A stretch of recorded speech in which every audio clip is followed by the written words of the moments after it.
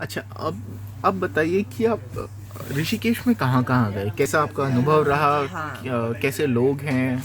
लोग लोग तो वहाँ पे बहुत अच्छे हैं। जैसा कि गंगा का मीठा जल है, वैसे वहाँ पे लोगों की मीठी वाणी है।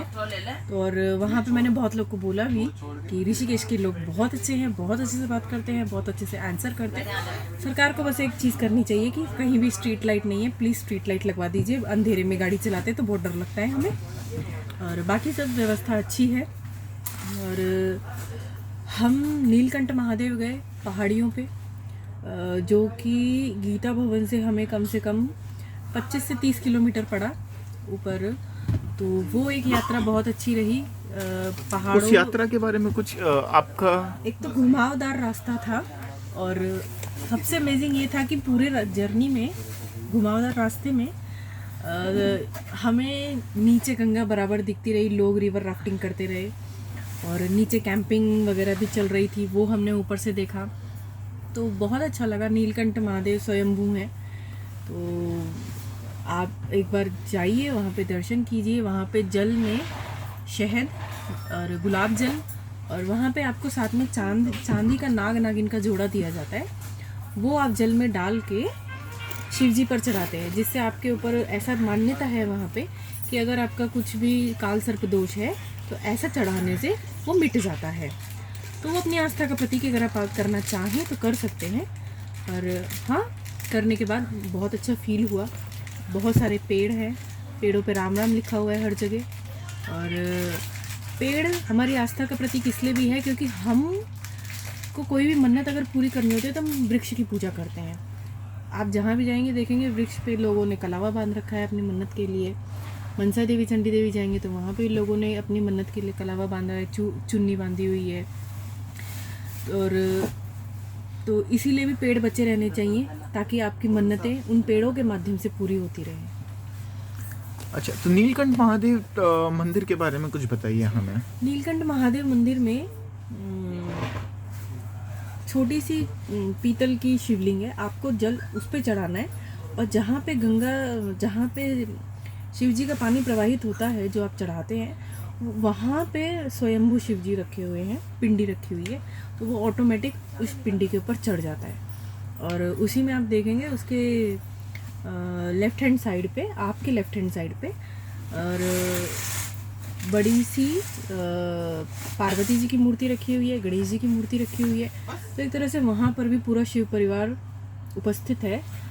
और ऐसी मान्यता है कि वहाँ पर अगर आप नाग नागिन का जोड़ा चढ़ाते हैं तो आपका काल सर्प दोष मिट जाता है। तो हमने भी किया, ऐसा नहीं है कि कोई काल सर्प दोष है। अपनी आस्था, मान्यता के ऊपर, या भगवान ने जो हमें दिया है वो हमें उनको अर्पित करना चाहिए इस हिसाब से। उसके बाद बताइए, आप उसके बाद कहाँ गए? ऋषिकेश में कहाँ कहाँ घूमे, वहाँ की क्या क्या मान्यता है? ऋषिकेश में हम गए रिवर राफ्टिंग। वैसे तो बहुत सारे एडवेंचर्स हैं वहाँ पे, पर हम एक ही करे, हमने एक ही किया क्योंकि कुछ कोविड की वजह से बंद है वहाँ पर, और कुछ ठंडी की वजह से भी बंद थे। तो हमने रिवर राफ्टिंग करी, जिसमें हमने 22 से 25 किलोमीटर की यात्रा हमने रिवर राफ्टिंग में करी। उसमें बहुत सारे वेव्स आते हैं, बहुत अच्छा लगता है। डर तो बिल्कुल भी नहीं लगा, भले ही हमने पहली बार की थी, पर बहुत अमेजिंग अनुभव रहा। अगर आप चाहें तो एक बार ज़रूर ट्राई करें। क्लिफ जंपिंग किया, एक पॉइंट पे जाके वो आपको कूदने के लिए बोलते हैं, वो बहुत अच्छा लगा। तो ऐसे भी गंगा स्नान हो गया। और मैगी पॉइंट पे ठंडे ठंडे पानी से नहाने के बाद मैगी पॉइंट पे आके गरम गरम मैगी खाना, गरम गरम चाय पीना अदरक की, वो भी बहुत अमेजिंग है। और कहाँ कहाँ घूमे आप?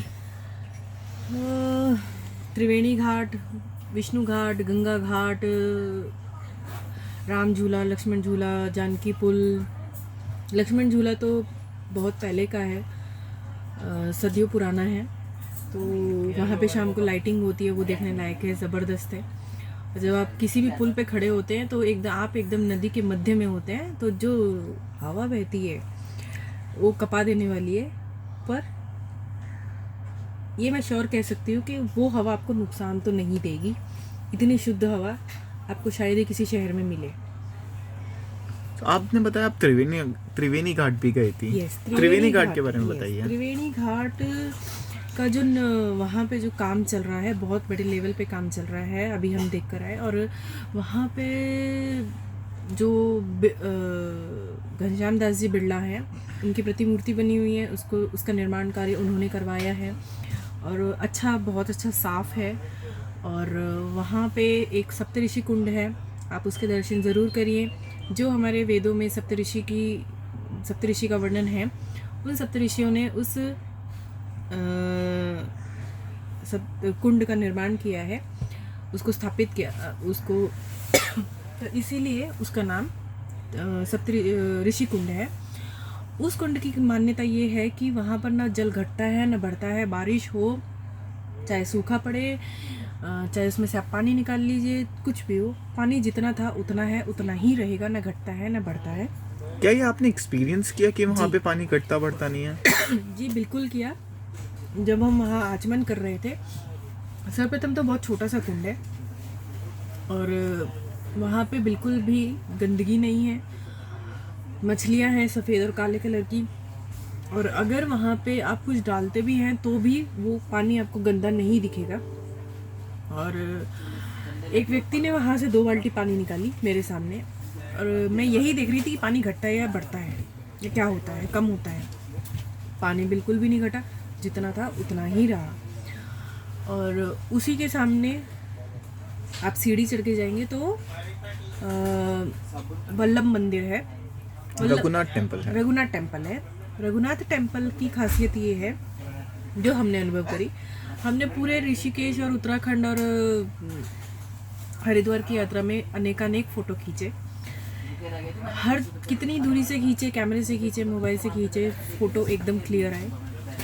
बस वही एक ऐसा जगह था जहाँ पे हमने भगवान की जब मूर्ति का फ़ोटो लेना चाहा, तो जब कैमरे में चीज़ क्लियर दिख रही है, जब आप फ़ोटो क्लिक कर लेंगे तो पूरी स्किन काली आ रही है।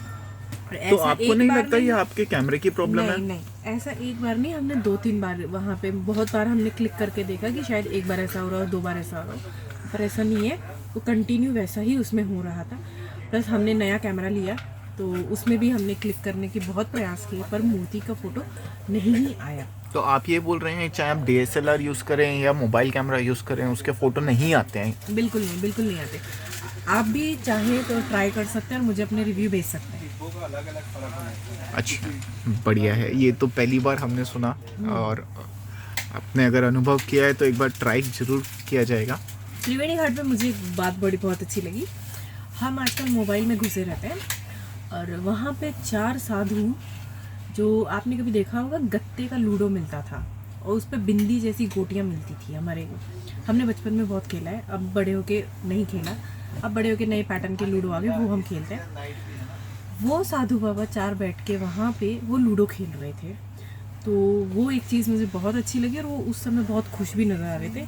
तो एक चीज़ ये लगी कि हमारे पास अनेकानेक सुविधाएं हैं और हम अपने प्राप्य से खुश नहीं हैं, और उनकी जो स्माइल थी, खुशी थी, वो देखने लायक थी। अच्छा, वहाँ पे एक वेंकटेश मंदिर भी है। यस। उसके बारे में क्या आप वहाँ गई थी? यस, उसके बारे में कुछ बताएंगे? वेंकटेश टेम्पल साउथ इंडियंस लोगों ने यहाँ पे बनाया है। साउथ इंडियंस लोग ही उसे पूरा संचालित कर रहे हैं। जब हम गए तो पट बंद हो चुके थे, भोग लगने का समय हो रहा था, तो हमें भगवान के दर्शन के लिए प्रतीक्षा करनी पड़ी। हम आधे घंटे बैठे रहे और जैसे ही आधे घंटे बाद पट खुले तो जो दर्शन हुए हैं वो मैं शायद कभी शब्दों में बयान नहीं कर पाऊँगी। आप कभी आइए तो देखिएगा।